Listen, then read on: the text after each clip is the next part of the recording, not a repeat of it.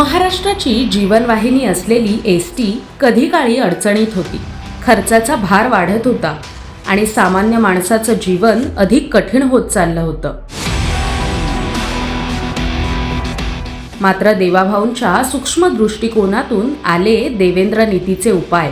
महिलांना तिकिटामध्ये 50% सवलत, 75 वर्षांवरील ज्येष्ठ नागरिकांसाठी मोफत प्रवास आणि सर्वसामान्यांसाठी एसटी प्रवासात विविध सवलती दिल्या गेल्या.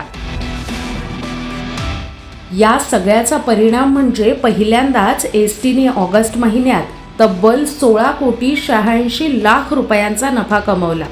सामान्य माणसाच्या जीवनात एक नवं चैतन्य आणि महाराष्ट्राच्या एसटीला मिळाले नवे पंख.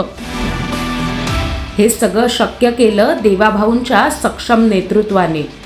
लाल परीला सुगीचे दिवस आले आणि त्यामागे आहे देवेंद्र नीती.